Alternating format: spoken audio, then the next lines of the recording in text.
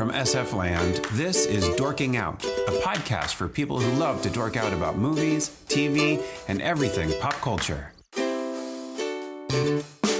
Welcome to episode 138 of Dorking Out. My name is Sonia Mansfield, and in this episode, I'm dorking out about what we watched during the holidays with my podcasting sister from another mister, Margo D from Book vs. Movie, the Best Neighbor podcast, Fit Bottom Girls, and Not Fade Away. Thanks for coming on to talk about holidays with me, Margo. I am so excited to be here. I can't imagine anybody else I would do this with. Oh, you're a nice lady. You know, I have to say, like, this year's been kind of crap. Would you agree? Like, you and I are friends off the air. You know, I've got my bona fides when it comes to that. We've had, like, kind of some shitty things happen this year. And so, but I have to say, like, one of the things I'm super thankful for is that you and I connected and we're recording all these episodes together because it's been super fun. It's been such a bright spot. I mean, if you guys don't know, I actually fractured my ankle over the summer, and doing this show has been so good for me. Like, you know, you just kind of give me a topic and I can go and look it up, and I could be on my couch doing this, and it's just been so much fun. So I love doing the show with you. So Thank you so much. And being friends with you has just been such a blessing to me. And I'm so mad that we never knew each other when I lived in the Bay Area. Right? But oh my God, we would have hung out like crazy. Oh my God, we would have been best friends. Totally. That's such a bummer. But we're together now. Yep.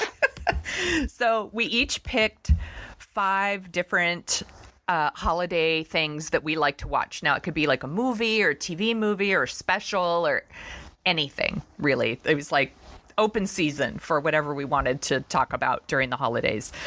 So do you want to go first or do you want me to go first? I'll go first. Okay. So I started a little early this year, but normally for me, the holiday season begins with the dog show on NBC. This was on my list of questions for you. I'm all, please tell me you watch the dog show. And you do. It's on NBC after the Today Show. Yeah. They have the dog show, and it's in Philadelphia, and it is wonderful, wonderful, wonderful, wonderful. It is 2 hours of amazingness. Yes. They have the hound group. They have the toy group. They have the sporting group. And I keep it every year. I keep it, and then I delete it when the new one happens. So I have last year's on my DVR with that smug prick, Matt Lauer. And I love watching it because I'm like, I wouldn't let Matt Lauer in a week. I wouldn't let Matt Lauer around any dog. Oh. He's the biggest dog there.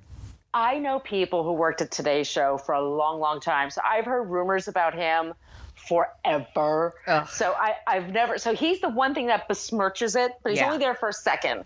But the rest of it's just dogs, dogs, dogs. And I love the city of Philadelphia. We lived near Philadelphia for a while I was a kid. And for me, that's like starts. It's Thanksgiving. It's just right after the parade, the Macy's parade. They have the dog show. My brother Joe comes over. We have Chardonnay. And we pick our favorites. It's the thing that we do.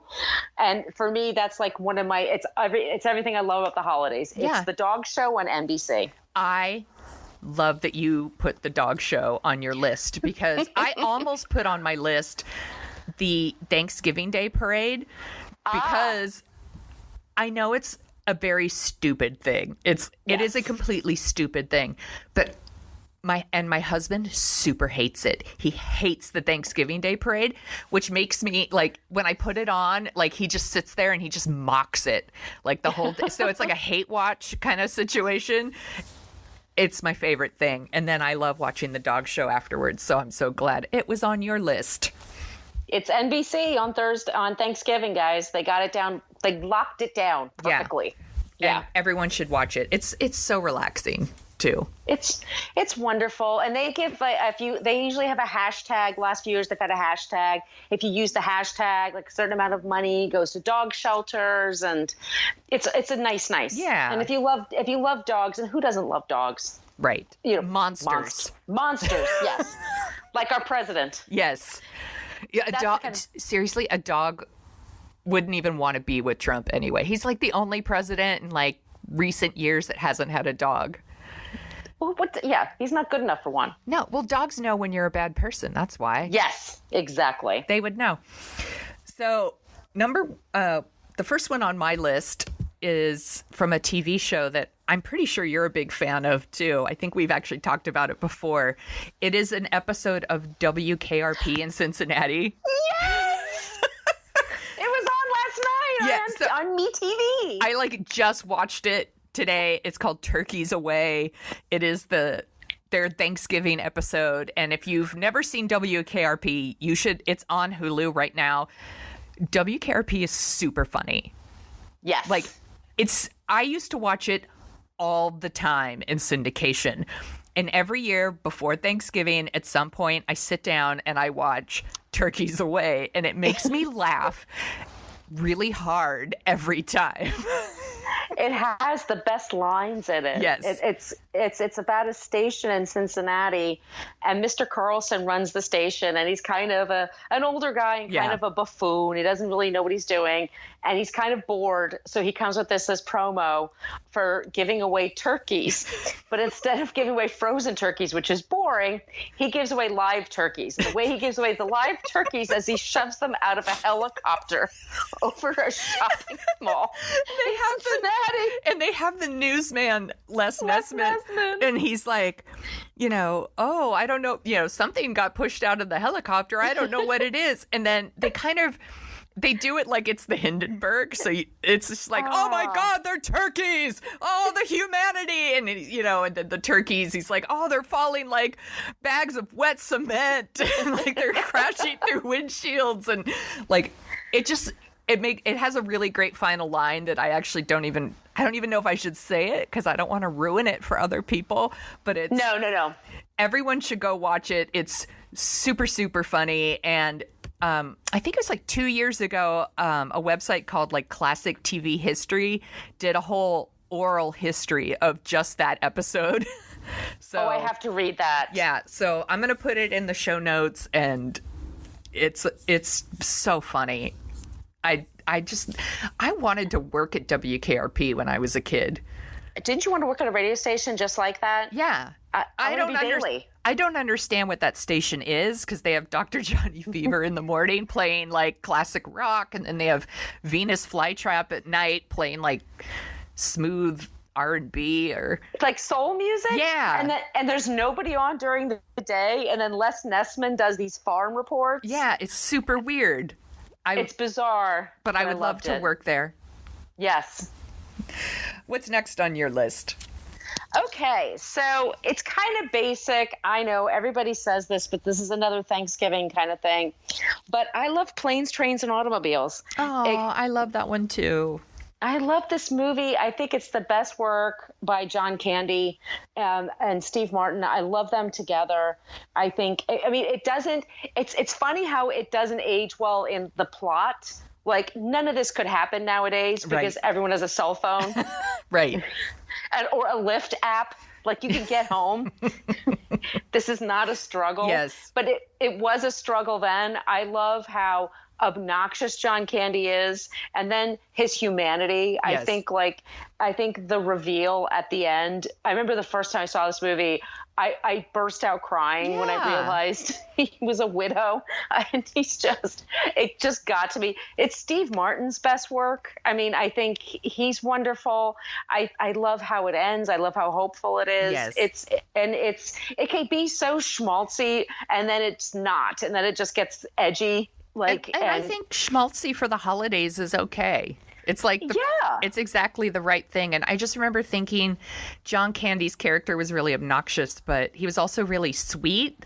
Yes.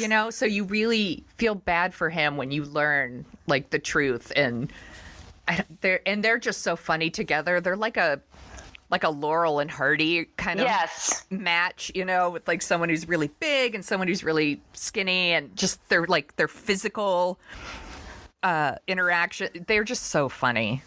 The whole movie is just great. It just works the whole way through. The one thing that doesn't work is the score. The music is terrible. Really? I don't even remember. Not the songs. It's just the electronic music they have it's very dated. That's not my favorite, but literally everything else in there is just it's just like a part of the holiday season for me. I have to see it every year. So that's my number 4. I don't think there's a lot of Thanksgiving movies out there either. They try. I mean, there's the one that it's with Holly Hunter. Yeah, it's like Home for the Holidays or something, right? And why can't it be funnier? I want to like it, but this one truly is funny. Yeah, I don't. This one is Planes, Trains, and Automobiles. Is it written and directed by John Hughes? Yes, it is. Yeah. It's definitely one of his best ones. Absolutely. I love that one. And I think, wasn't it one of the first ones he did that wasn't teenagers, right? Yeah, because it was all like 16 Candles, Breakfast Club, Pretty in Pink, and then Some Kind of Wonderful, then Planes, Trains, and Automobiles. He was kind of known as like the teenage movie guy. I think you're right, and it is like 2 middle-aged men. It's a good one. Good pick. Yeah. So I texted you about one of my other picks the other day, which is, so every year, starting at Halloween, we watch the Charlie Brown specials. We have them all on DVD because I have a 7-year-old. This is what you do. You watch Charlie Brown specials. So we watch the Halloween one.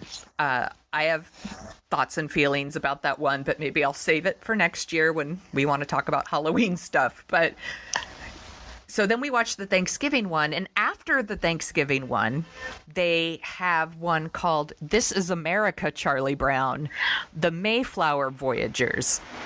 I didn't know what this was when you told me about it. I didn't know what it was until it just started playing because, we hit play all or whatever. So it just started playing it. This one is fucked up. It's fucked up. It's about coming over on the Mayflower, but it has all the characters from Charlie Brown on the Mayflower. And then there's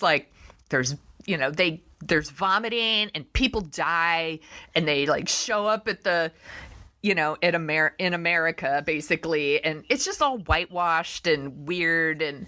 But there's a lot of death in it. And it's very matter of fact, 160 people were on the boat and only 100 made it to the new land.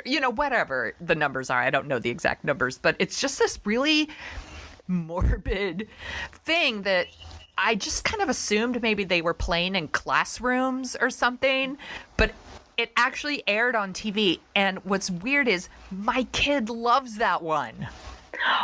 So when was it made? Because I'm trying to figure out when they made these. They made it because I don't remember when I was a kid. This aired in '88, so we would have been too old. But by then we were we're teenagers. We got shit to do. We wouldn't have been sitting around watching Charlie Brown. But my kid loves this one, and he doesn't give a shit about the Thanksgiving one. He wants to watch the Mayflower Voyagers, and I was like, but it's so morbid and gross and messed up, and he doesn't care. Oh, they're on a boat. He just loves it. It's so weird. I don't even know what else to say about it other than I think there's a whole bunch of other ones too where they kind of recreated historical events with the Peanuts. And I'm just kind of fascinated that while this one is kind of whitewashed and watered down, it's still there's still death in it and everybody's really sick and, there's no bathrooms and they have to sleep on the floor and just weird stuff it's weird. And then Snoopy's there. And then Snoopy's there, but I'm watching it. I'm like, okay, it's bad. It's uncomfortable, but are they ever going to talk about the slave ships that took people? I mean, because that was 1,000 times worse. And I was like, oh shit, are they doing that next? That's a whole different episode, probably called It's Slavery, Charlie Brown, or was it Meet Amistad by Charlie Brown? So awful. Oh God, I was like, okay, yeah, it's bad, but if you're here against your will, it's kind of worse, right? Don't you think? Yeah, it's just a very weird thing, and I find it strangely fascinating that my son gravitates towards that one every year. I got nothing. The Thanksgiving one is fine. Like, right. I think it's, everyone knows Halloween and Christmas. Those are like the two Charlie Brown specials that we all love. And then in the middle is this Thanksgiving one that's like, Right. Anyway, what else is on your list? So I challenged you to see something. So I do like all those Hallmark movies that come out, and they release them earlier and earlier every year. Like, you used to wait until Thanksgiving, and then Hallmark would do their movie things, their Hallmark movies. Now they release them the week of Halloween. Right. They used to even wait the day after Halloween, November 1st. No, they do it even before then. But so here was a movie I saw. It was Lifetime, actually, though, 1999. And it's a movie called If You Believe. Yes. I owned a copy on VHS. I transferred it to DVD. I hold it. I take care of it. I have it. It's on YouTube in 2 parts. I watch this every year since 1999, at least once, if not twice during the season, when I'm trimming my tree, yes, when I just need a boost. I freaking love this stupid little movie more than I was on F This Movie last year to talk about Love Actually. Yes. And I think I talked more about this than I did about Love Actually. And I sent a tweet out to the star. I have to say, I would rather watch If You Believe again than watch Love Actually. Oh, it's way better. And Allie Walker is the star. And I actually tweeted out to her how much I love this movie. And she wrote me back, which is like one of the big thrills of my life. That's so cool. But she stars in it, and she plays all these things. There's a harried executive. Yeah. And, she has no time for love. She works in publishing, because they always work in publishing. Right.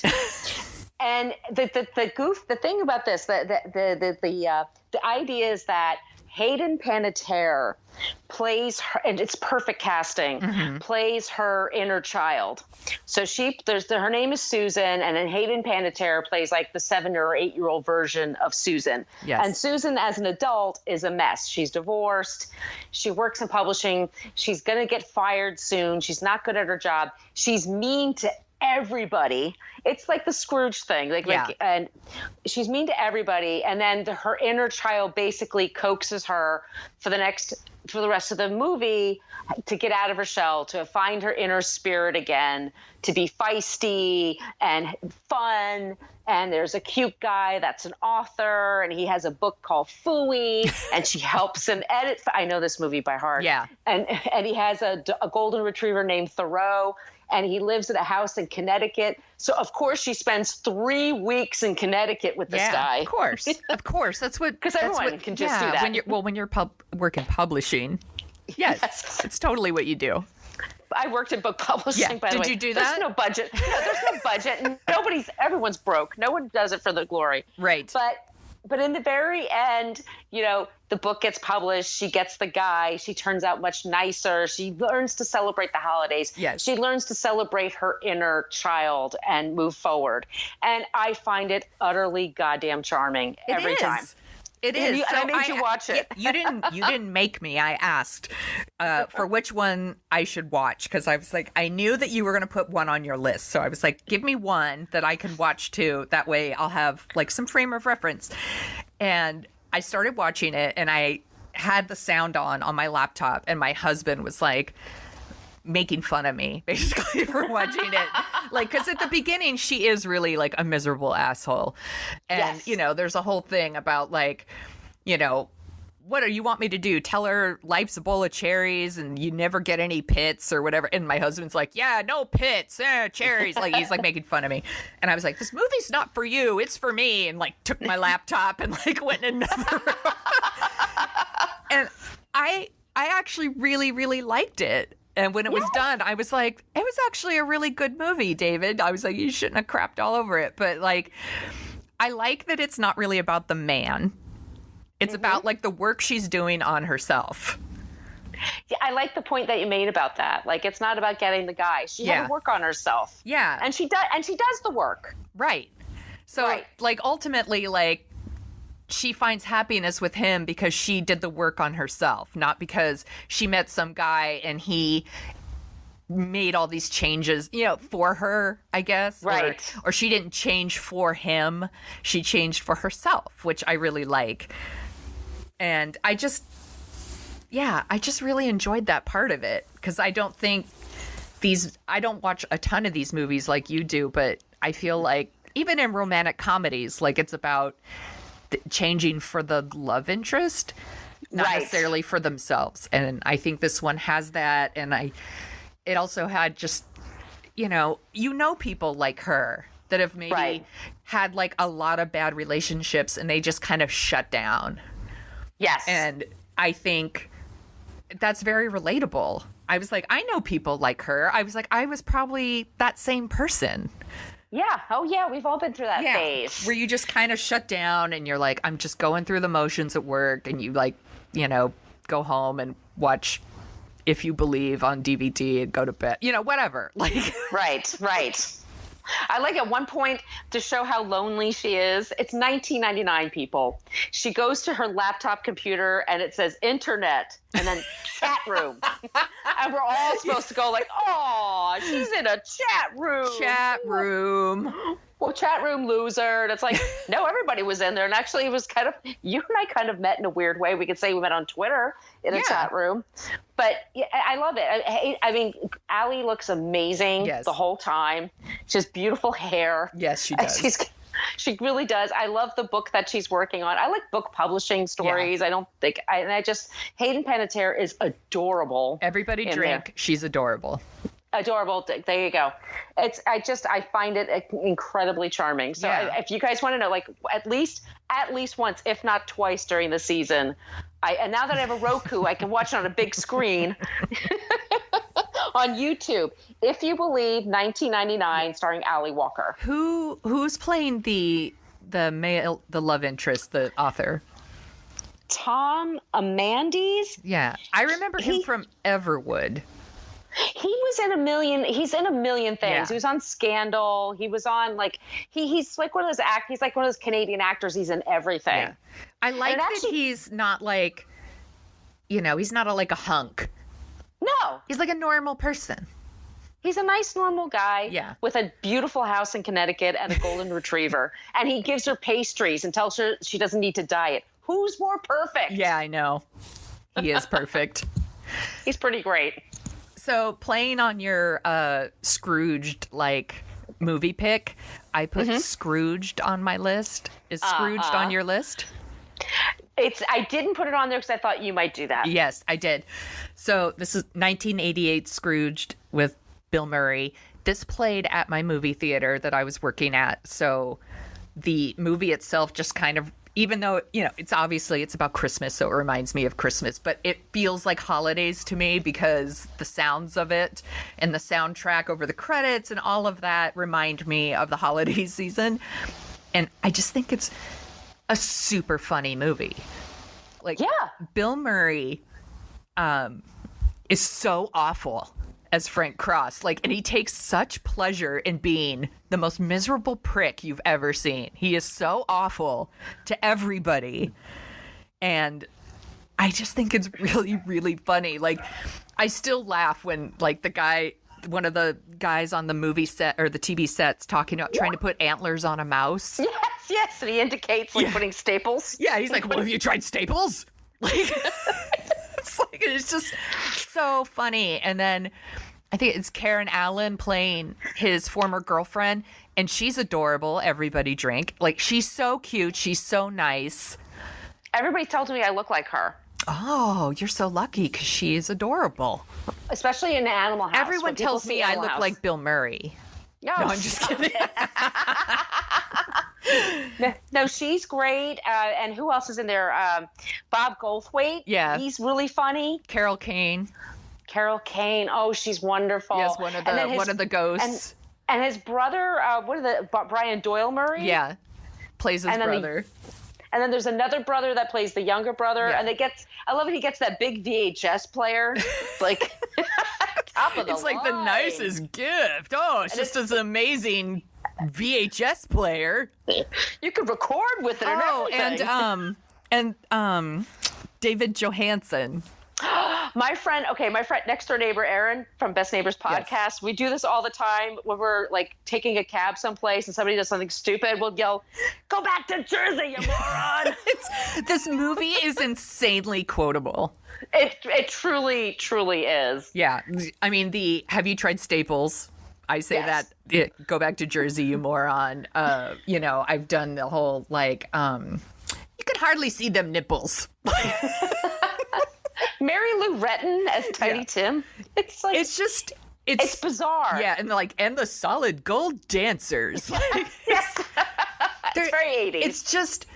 It's so dark and weird, but so funny, and it played at my theater for a really long time. This is back when movies still played for a really long time. Like, so well into like February, this movie was playing in my theater, and I love listening to the song at the end, Put a Little Love in Your Heart by Annie Lennox. Like, it's just a really good, funny Christmas movie. But it's a little dark, and sometimes that's good.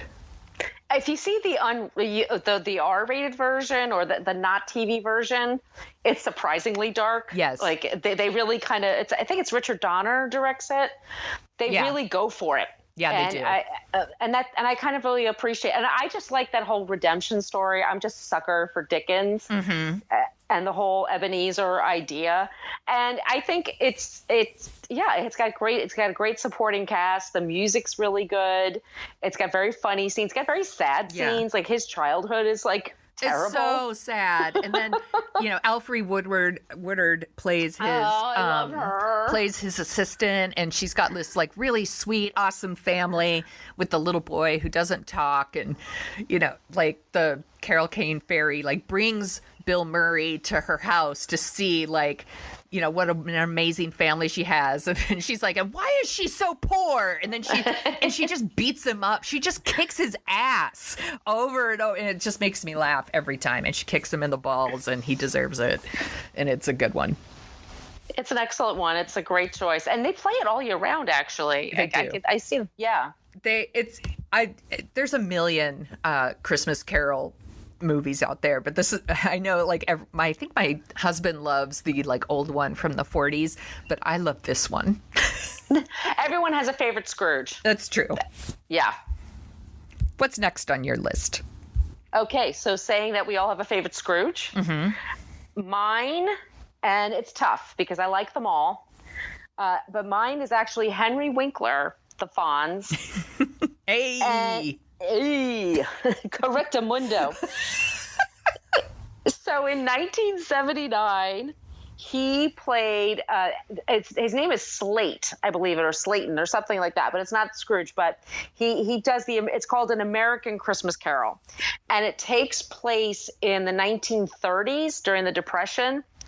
And he's a bastard, and he's going to fire his Bob Cratchit.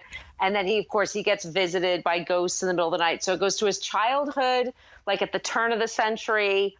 And then it goes to the future. And it's Dorian Haywood, who's this African-American character actor, is in a bunch of stuff. He plays the future version, and he's got like the silk shirt, like buttoned all the way down to his navel, unbuttoned to his navel. And it's very 70s, but there is now a version on YouTube that's high def. Oh. And it's beautiful. And it's just my favorite. I think he is so good in it. He's only 30 something when he did the part. He's now like, I guess, as old as the Scrooge he's playing now. He's like 74. Right. Yeah. But he's very handsome. But I like the Americana of it. I just like the whole, like I said, the redemption angle. And it just goes into he's falling in love with this girl, and her dad owns this furniture making place, this business, and then his Slade, his character, is all about you need to get into layaway and credit and making things on the assembly line. And like, nah. I mean, he has all the right ideas. Yeah. But he's an asshole. But in the end, he turns around very quickly, and I find it's a sweet movie. And I every year I owned it on VHS. I put it on a DVD. Mm-hmm. It's on YouTube. You guys can watch it anytime you want. And at least when I'm putting up my tree, I put it on. But I watch it 2 or 3 times during the holiday season. Didn't you guys do a Christmas Carol episode? Oh, yeah. And so did you watch them all? Oh, yeah. Oh, oh my God, we watched so many. I think we mostly compared it with Jim Carrey. Mm-hmm. Did that animated kind of stop motion kind of weird version. Yeah, but we talked about all of them. Margo really likes the one with Susan Lucci, where she's Ebenezer Scrooge or something like that. That's hilarious. Which is from the 80s. Yeah. And then there's a Divas Christmas Carol, which is also one of my favorites. Like that's Vanessa Williams, right? Oh, yeah. Yeah, Kathy Griffin's in there. Yeah. Yeah. Yeah. I think like everyone's got their favorite version of that one. And yours has Henry Winkler. It has Henry Winkler. Trust me, you guys. It's like I said, it's on YouTube. There's a high def version. You will be utterly charmed by it. If you like the story, you will love it. I just think it's wonderful. I'm definitely going to watch it. It was the other one you suggested to me. I just didn't get a chance to watch it before, but I am going to watch it. Probably right after I'm done watching my next pick, which has turned into a tradition for me, is White Christmas. Oh, of course. I know it's a total basic pick, but I put it on my list because a couple years ago, we did an episode of Old Movies, New Beer. That's the other podcast I do with my husband, and we talked about White Christmas, and I had never seen it before, so that was my first watch. And I was like, yeah, I enjoyed it, but it's not really going to be a tradition for me. It's fine. I was totally wrong. I watch it 2 or 3 times a season because it's like it is my go-to holiday background movie. Like I put it on while I'm wrapping presents, while I'm cooking, like if I'm folding my laundry or painting my nail, whatever stupid rando thing I'm doing. Like I just love it. It's so cute. It's really beautiful to look at, too. Yeah. The music's great. It's always on Netflix. So it's like really accessible. I could just get to it.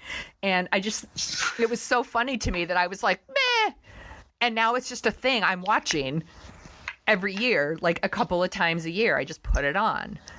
And my husband's like, you're watching that again? I'm like, I just love it. And I want to have it on while I'm wrapping presents It's not a perfect movie. It does have, there's like stupid story stuff where it's like, hey, the huge conflict could be solved if you guys like had a conversation with each other instead of just like, I'm mad at you and like storming off and like never telling him why you're mad. And he could say like, well, that's not really what happened. This is what happened. Yeah.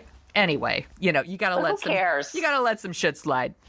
No, but that's what makes it wonderful, though. Right. It's like those old movies, and it's Rosemary Clooney. Yeah, and Bing Crosby.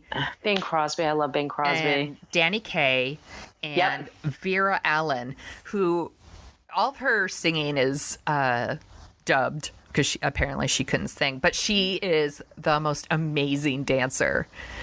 Her dance numbers in the movie are just. They're bananas. They're like off the chain. She's a ridiculously talented dancer back in the day. It's just super fun to watch. And Rosemary Clooney, she's adorable. Everybody drink. She's so cute. She's so adorable. She was Miguel Ferrer's mother. It's so Wasn't weird. that crazy to think? Like, he looks nothing like... I know. Well, he looks like his dad. Jose Ferrer. Yeah. But yeah, and she was a huge star at the time. She was a huge star. Like, this movie was insanely popular. I know that the song White Christmas was in the movie Holiday Inn, which I've actually never seen. And then they took that song and made like a whole different movie. Which I don't know if I'm really dying to see Holiday Inn. I hear there's a big number in it where they all wear blackface. So hard pass on that one. No, that's a hard pass. No. I remember not liking it. I do like White Christmas, though, very much. It was one of my mom's favorites, too. Yeah. It's such a good one. Yeah. And I just love that sisters number. Sisters. My mom has two sisters that are very close. They were Irish twins. They're very close in age, and they're both redheads. And that was their thing. You get a few drinks in them at a holiday party, any kind of party. That's you get a few drinks in them, and they would start dancing and singing to that perfectly. That's awesome. I wish that happened in my family stuff. I'm so jealous. What's next on your list? So I worked for a few years. We've talked about this in the past. I worked in the mall for a few years when I was young, and you start to hate certain things around the holidays, like holiday music, because it's just you're inundated with it. It's just all the time. Like one of my friends said, God, it's like Bob Marley music. Like Bob Marley had like 12 songs. That's all you hear. Yeah. Like, and she says like holiday music, you only see the same. But I have to say, in my lifetime, Mariah Carey's All I Want for Christmas, I fucking love that song so much. I stop what I'm doing and I sing along to it. Yeah. And even Jimmy Fallon and the Roots doing it with the kids when they did like an acapella with Mariah Carey. And I know Mariah Carey's a big pain in the ass. Right. And I don't listen to a lot of pop music or dance music. And I've been in a room with Mariah Carey once, and she's beautiful, but a pain in the ass. I love All I Want for Christmas so much. It puts me in the mood. You could play it over and over again. I don't get tired of it. I love it. One of my former coworkers, he's my friend, but he's also a coworker. He listened to that song all year round. Yeah. It was like July, and he's like playing it and like singing and dancing, and it is such a good song. And the minute like Halloween is over, like I texted him like the video link to the song. I was like, it's time. It's kind of the perfect song. It is. I think it is too. It has all the emotional beats. It has great singing. It has great backup singing. It builds an emotion. It's like the perfect song for her. And everybody every year releases a Christmas album, and they all try to release a single that's going to become the new Christmas song you play every year. Right. Nobody did it since Mariah. No one. No. It was done to perfection, I feel. Yeah, it's such a good song. It's in your favorite movie, Love Actually. That's the one I know. That's the only part of the movie I can take. Like when they're all, I'm like, okay, this is good. But I just love it. It puts me in the mood. I never get tired of it. I don't know what it is about it. It just gets me in the mood, and it's one of my favorite things about the holidays. I just love it. I defend that song to anyone, and I also absolutely. I'm a huge defender also of Last Christmas by Wham. Do you know that one? I'm sipping wine. Yes. My sister and I super love that song. It's our fave. Like, we sing it all the time when we get together during the holidays. And like, what about the Band-Aid song? Remember, Do They Know It's Christmas? I'm like, I could do without that. You know what? And somebody had to explain to me once, that's all about like white colonialism, and it's actually really offensive to people in Africa. Right. And then you look at the lyrics like, well, yeah, of course they don't know it's Christmas because they have their own shit that they celebrate. Like, right. Yeah, it's so. Hey, heathens, don't you know it's Christmas? We're the fucking worst. Oh, we're the worst. We are the worst. I also like that one. I think it's called Holiday Rapping by the Waitresses. That's a good Christmas song. That's a good one. And then Run DMC. Oh, I love the Run DMC one too. That's another one that I play. It's Christmas time and Halloween. Yes. Mopping, taking turkey and collard greens. I love it. I love that song. I love Run DMC. They're the best. That's a fabulous pick. Thank you. I didn't pick any Christmas songs. I wasn't that clever. I actually was torn between two final movies here, so I'm just going to go with the older one because I think the newer one is an obvious pick. I'm going to go with The Shop Around the Corner from 1940 with Jimmy Stewart and Margaret Sullivan. I've never seen it. It is the movie that was the basis for You Got Mail. I don't like You've Got Mail. I know you don't. I'm terrible. I know. I know you don't like it. It's but The Shop Around the Corner doesn't have the same issues as You've Got Mail. So it's very sweet. It's just it's in I think they're in Budapest. I don't know why it's set in Budapest, to be honest, because almost everyone in the movie is American. It's very weird. Anyway, snowy corner. They all work at this shop, like a knick-knack shop. You know, little jewelry boxes and hats and shoes and weird little purses or whatever. And Jimmy Stewart and this woman work there together. And, of course, they have these secret pen pals that they love. And, of course, it's each other. And they don't know it. And very similar to You've Got Mail. But at no point is there, like... Unlike You've Got Mail, where he's, like, destroying her business and lying... gleefully. Yeah, and lying to her for, like, this entire second half of the movie, like a monster. This movie's very sweet. He does figure out eventually that she's the one, but he's never mean to her. He's not trying to trick her into anything. It's just this very sweet love story. And it's funny, and it's young Jimmy Stewart, and young Jimmy Stewart is my favorite. He's so dreamy. Oh, he's such a dreamboat. Right? Dreamboat is a very good way to describe him. And it feels like Christmas. It's like snowing, and it's got like a happy ending, and like anyone who's kind of a villain, a quote unquote villain, they get their comeuppance. Like everything's right with the world when the movie's done. I love it. Okay, that's going to be on my list. I'm definitely going to watch that. Yeah, it is. I hate that, like, people are like, I won't watch it because they hate You've Got Mail. But it's much better than that. It deserves better. I will check it out. And I try to be a completist because I really do like Jimmy Stewart very much. Well, I know that I knew you hated You Got Mail. I think that's... I'm trying to remember which podcast it was that you did. F this movie. Yeah, you did F this movie, and you did, like... this one and My Best Friend's Wedding and something else. And something I tweeted to you about it, and I can't remember which movie it was, and that's kind of how we connected, because I was like, we understand each other. I think with Patrick, I started listening to his podcast, and he started listening to mine, and then the movie Big. Yeah. I watched it for the first time I hadn't seen in years, and Big is about a kid that's basically kidnapped from his home, and nobody gives a shit. Right? The movie's messed up. Go to F this movie and look it up. Yeah. But then Patrick and then I think it became a problem because some people were like, Margo likes to shit on things I enjoy because I love Love Actually. So I'm like, okay. Whatever. I know that people love Love Actually. They lose their shit for that movie. They love it. And I was like, yeah, but it's really terrible. Don't you think it's terrible? And they're like, no, how dare you? People I really like and respect and have taste. And I enjoy, it's just me. I realize it is just me. It's not just you. But it doesn't cast a spell on me. That's the thing. Yeah. It casts a spell on some people. It just completely, I don't see it at all. I just agree. I remember listening to that, and I was like, she knows what's up. That chick has got it going on.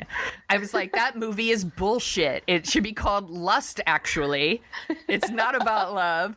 And Emma Thompson is way better than everything that's going on in that bullshit movie. That's what I think. Every year, that movie is like up for contention in articles for people who hate it and people who want to destroy it. I think it's more people love it, but I just don't. Yeah. No, me neither. I don't get it. Was that everything on our lists?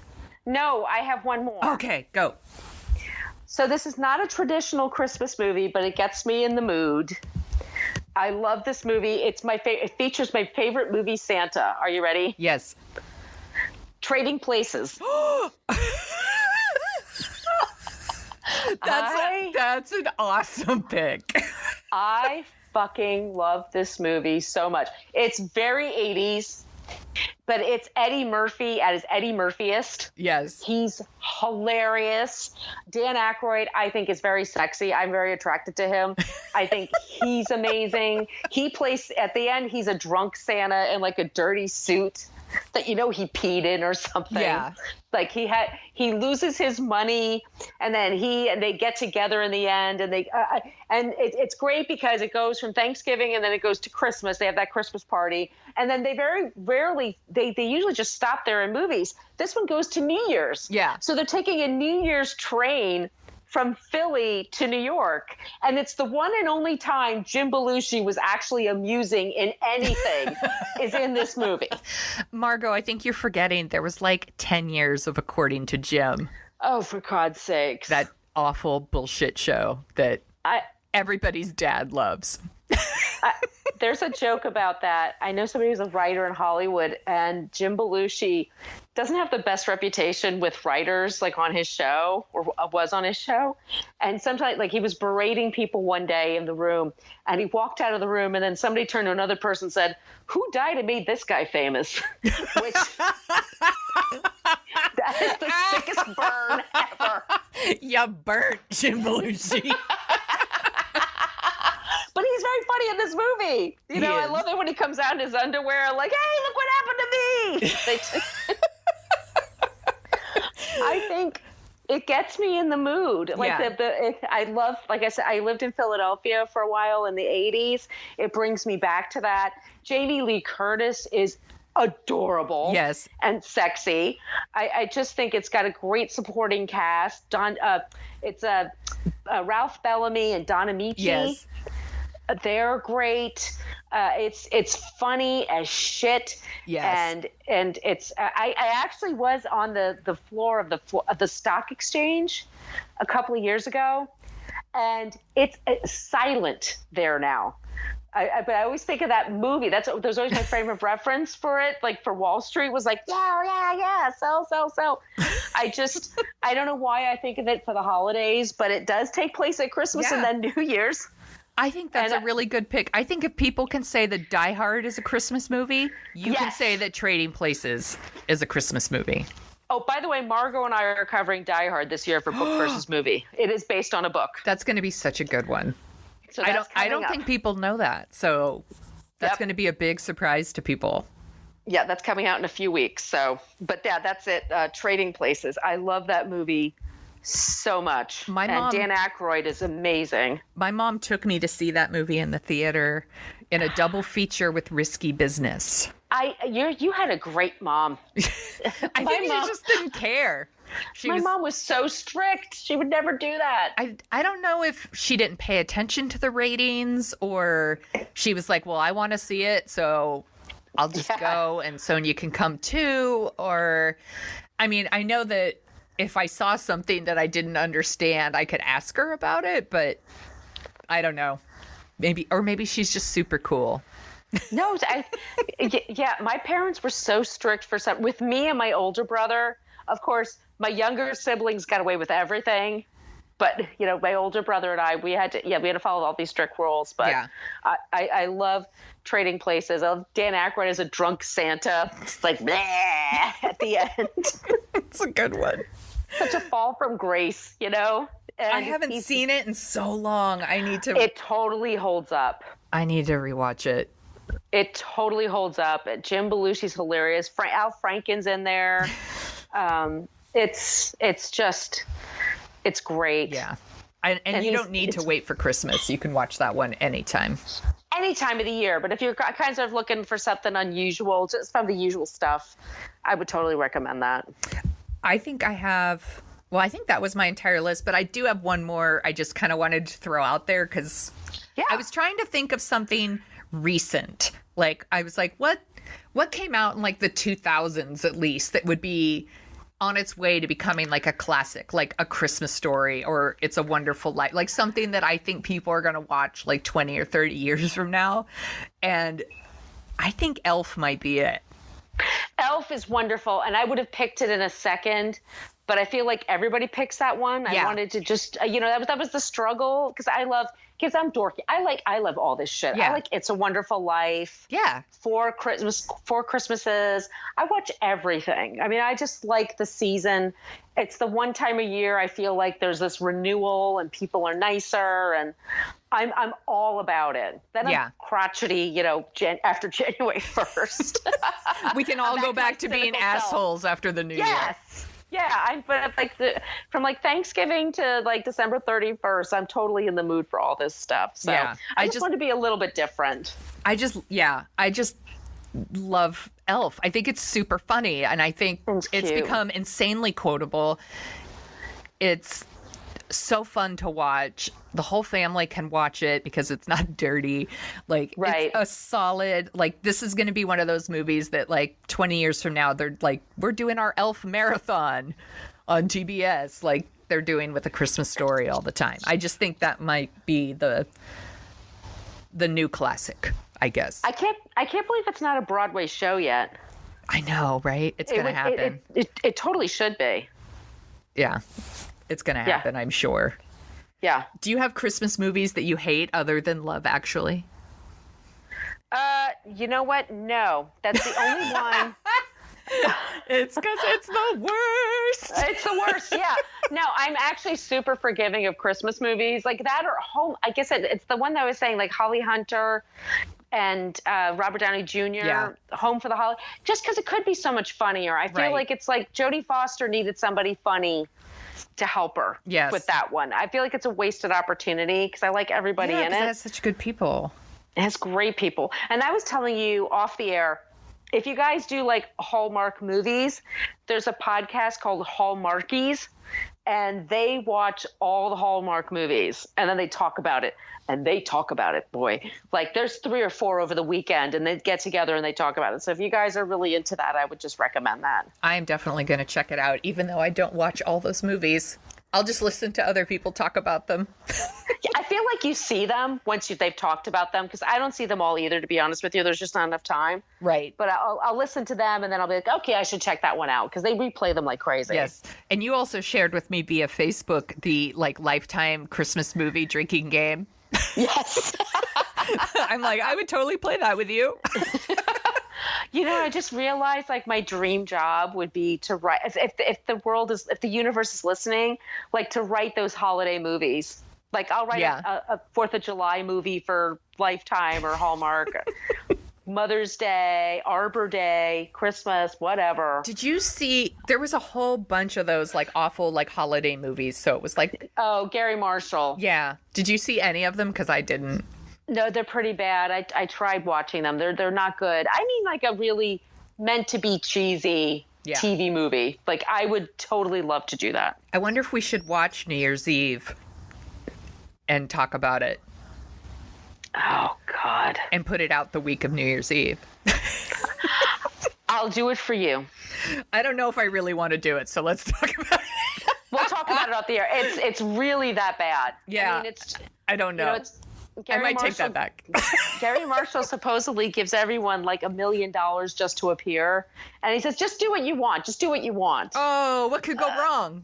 Exactly. Because Julia Roberts is known for ad-libbing. Yeah, she's really smart. Very quick on her feet. Yeah, she's so quick on her feet. Everyone loves Julia Roberts. Knows how smart she is.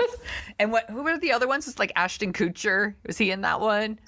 Seth Meyers is in it, and it's I like Seth Meyers, but he can't act. Sorry. Sorry, Seth Meyers. Sorry, Seth Meyers. I think you're awesome, but no. Nope for me. Well, this was super fun, as always. Yes. I'm so thankful for you. I'm so thankful for you, really. This was so much fun. Where can people find you on the internet? So the best place to look for me, my blog is brooklynfitchick.com. Brooklyn Fit Chick. I post all the stuff that I work on there. But follow me on Twitter at Brooklyn Fit Chick, and actually you spell it out CHIK because Twitter is annoying that way. The number of letters you're allowed to have. But on Instagram and on Facebook, I'm at Brooklyn Fit Chick. And my other shows are Best Neighbors Podcast, Book versus Movie, The Fit Bottom Girls, and the Not Fade Away Podcast. You are busy. I know. And you can find Dorking Out at dorkingoutshow.com and on Twitter at dorkingoutshow. And you can find me at The Sonia Show, and that's Sonia with an I. And sometimes on Facebook and sometimes on Instagram, but mainly Twitter. And this was super fun, as always. As always, I can't wait for our next thing we're going to do. We've got such a great list coming up, you guys. We have... Subscribe. You have to subscribe. Yeah, subscribe. Tell people, because we have a lot of really good ones coming up. It's going to be super, super fun. Thank you so much, Margo. And goodbye. Happy holidays. Oh, yeah, and that. Happy holidays.